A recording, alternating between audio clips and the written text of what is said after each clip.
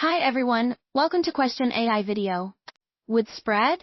A person would cough or sneeze, and the disease would travel in the air to the next person and so on, until the entire city was infected.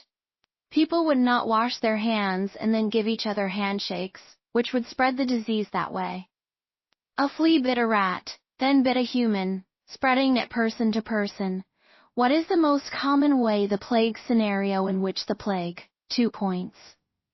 Want the full explanation? Check out the details below for the complete answer.